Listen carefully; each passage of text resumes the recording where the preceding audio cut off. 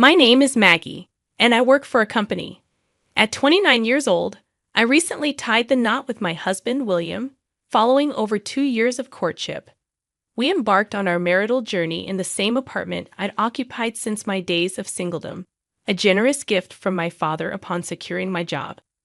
With my brother and his wife opting to live with our parents, I seized the opportunity to carve out my own path. My father, never short on resources, ensured I had a cozy apartment close to our family home. Whether his intention was to provide support or keep me nearby, I'm not entirely sure. Nonetheless, I found myself in a comfortable living space.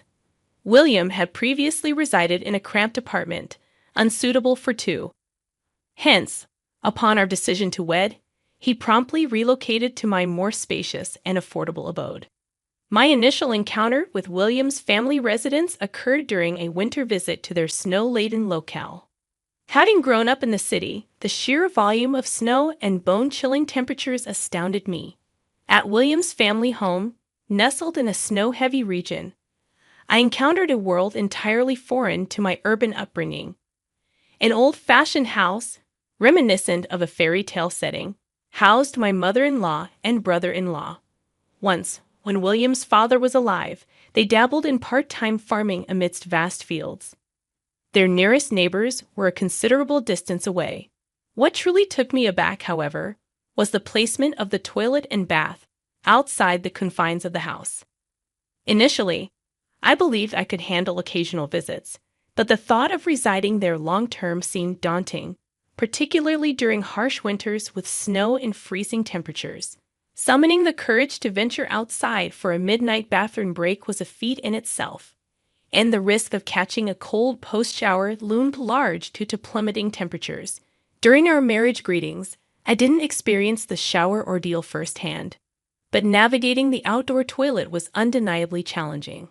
Despite the hardships, my mother-in-law and brother-in-law were exceptionally kind, offering a sense of relief. Though we wouldn't be sharing a roof, the notion of us morphing into one family was comforting, and I yearned to cultivate a harmonious bond with them. However, a nagging concern lingered. My mother-in-law's demeanor shifted when alone with my husband, her smiles masking murmured grievances. Moreover, my brother-in-law's past marriage, shrouded in mystery due to my husband's reluctance to divulge details, fueled my unease. Although marital issues are commonplace, my husband's silence regarding his brother's divorce left me with unanswered questions. Despite my father's reassurances at our wedding, citing my mother-in-law's radiant smile as a sign of her kindness, doubts gnawed at me. I returned his smile to my father, but my mother's expression hinted at a different sentiment.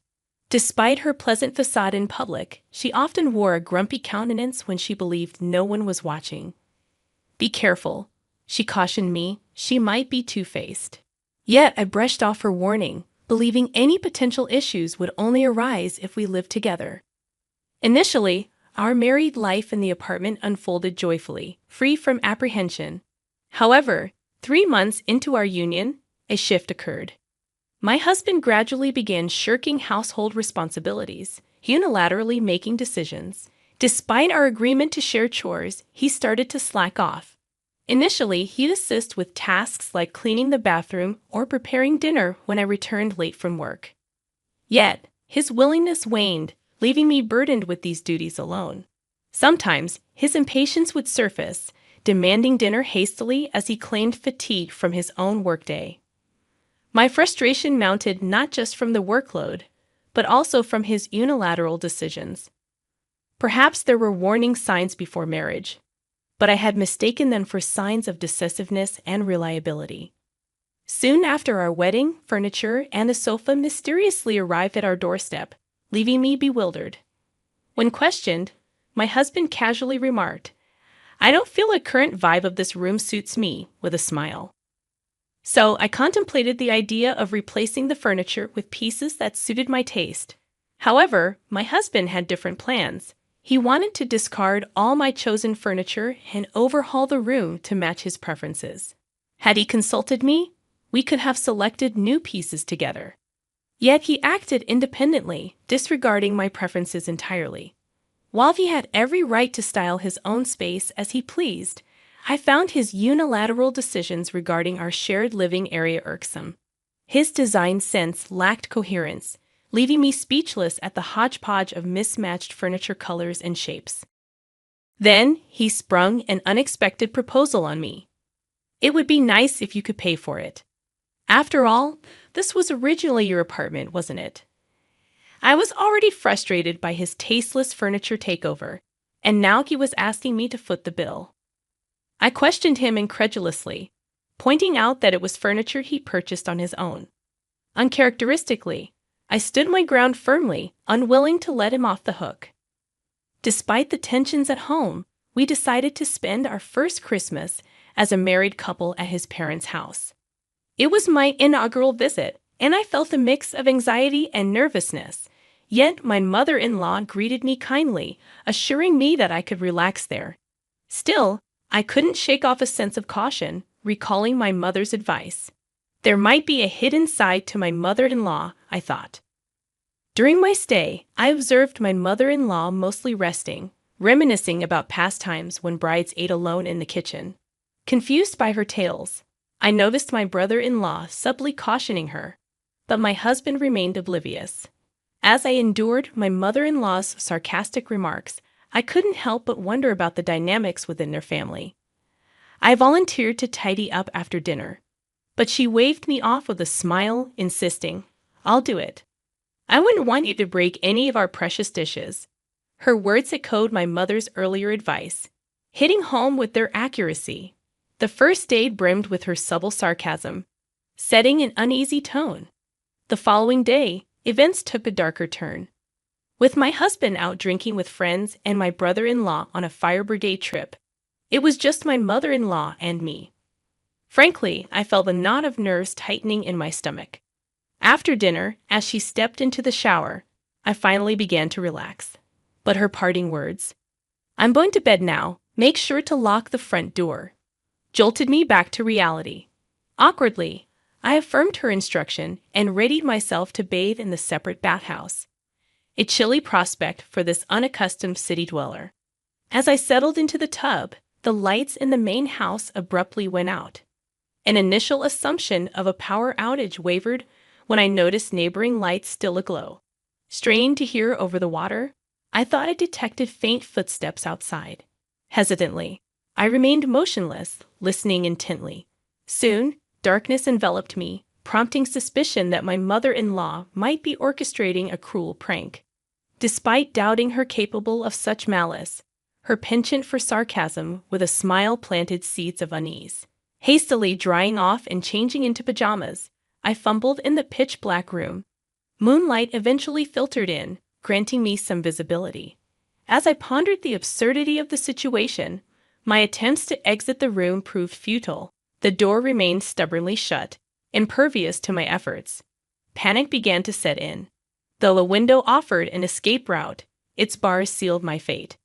Thankfully, I had my smartphone, a beacon of hope in the darkness. I attempted to reach my husband for assistance, but he remained unresponsive. On the third try, he finally picked up, only to bellow loudly, clearly intoxicated and preoccupied with his revelry. Desperately, I pleaded for his help, explaining my predicament with the bathroom door refusing to budge. His response, dismissive and vague, offered little comfort. He blamed me for showering at such a time, citing his inebriation as a barrier to his assistance before abruptly ending the call. Subsequent attempts to reach him proved futile as he seemingly switched off his phone. Contemplating my options, I considered involving the authorities but hesitated, fearing potential repercussions from my mother-in-law's wrath. Instead, I resolved to seek a means of escape independently. Shouting for help through the frozen bathroom window proved fruitless. With each passing moment, the threat of freezing in the frigid confines loomed larger. Just as I was on the verge of contacting emergency services, a voice from outside shattered the silence, inquiring about the power outage. Relief flooded over me as I realized someone was attempting to assist. With gentle knocking, the door finally yielded, granting me freedom. Profoundly grateful, I thanked the elderly neighbor who had come to my aid. His muttered comment about my mother-in-law's habitual behavior added a somber note to the situation. Guided to safety at the neighbor's house, I was met with surprise from his wife. After the neighbor explained the ordeal, she welcomed me warmly, offering solace in the form of a blanket. It was a small comfort in the face of the unsettling events of the evening. Clad only in pajamas, I found solace in a cup of warm tea graciously offered by the elderly neighbor once my nerves had settled. It was then that the old man disclosed unsettling tales of my mother-in-law's history of tormenting her daughters-in-law. Your mother-in-law has a habit of bullying her son's wives, he explained gravely. She's locked several in the bath before. The wife of the eldest son suffered multiple incidents and eventually left the house. Even your husband's previous fiancé fell victim to her schemes. As the old couple recounted, they had noticed the bathroom light shining in the darkness, prompting their intervention. Aware of our marriage, they expressed concern that my mother-in-law might repeat her past behavior. With the hour growing late and the main house securely locked, I opted to spend the night with the neighbors. Awakening to the sound of an ambulance siren the next morning, I peered out the window to witness its arrival at my in-laws' house. My husband stood frozen by the detached bathroom, his expression tense.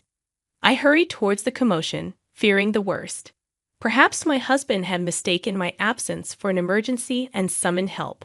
However, the reality that unfolded was far more surreal. My husband, upon seeing me, erupted in accusations, questioning why his mother lay motionless in the bathroom. Stunned by his words, I cautiously approached the scene, peering into the bathroom to witness a figure lying prone on the floor. Relief washed over me as the woman stirred, indicating that her condition was not critical.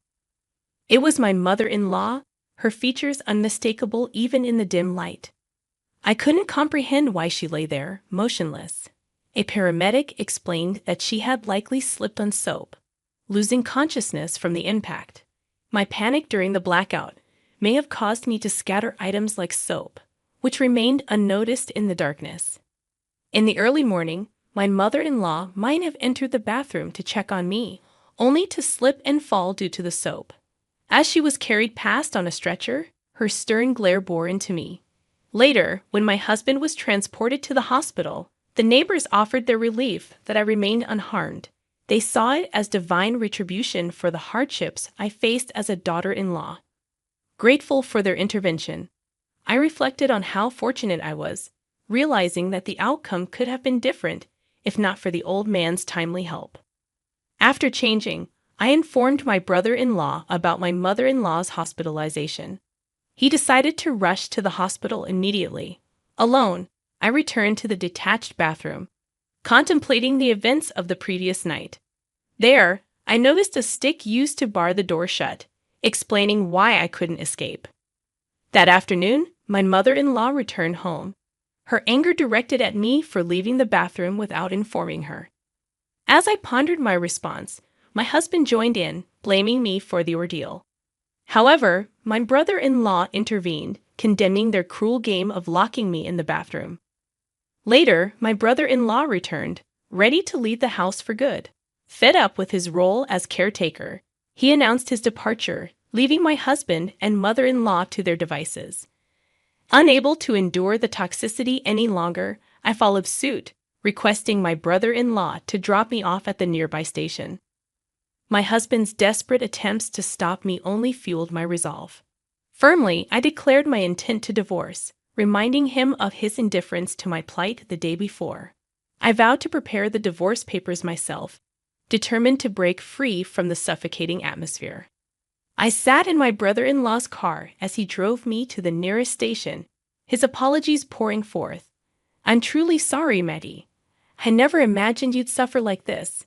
Those cruel people are strangers to me now," he confessed earnestly. Once back in my apartment, I wasted no time. I drafted the divorce papers and began packing my husband's belongings. Upon his return, he was taken aback to find his things neatly packed. My mention of divorce seemed to him a jest until he laid eyes on the papers. Infuriated, he dismissed my concerns as trivial. Realizing further conversation was futile, I quietly handed him the documents. Reluctantly, he signed them, and just like that, he was gone. However, it became evident that he lacked the means to secure another place to stay. Throughout our marriage, he had been reliant on my income, often squandering his own and accumulating debt. Initially crashing with a coworker, even that support dwindled over time, leaving him isolated and jobless. Meanwhile, rumors swirled about my mother-in-law's behavior, painting her as the catalyst for our divorce. She, too, faced solitude and financial strain, abandoned by both family and neighbors. With my brother-in-law also gone, she struggled to make ends meet on her pension, isolated in the countryside without any assistance. In the aftermath of the divorce, I rid my home of the garish furniture my husband had chosen, embracing a fresh start with pieces of my own preference. Hopeful for a brighter future and open to new, positive encounters, I embarked on a journey of self-renewal.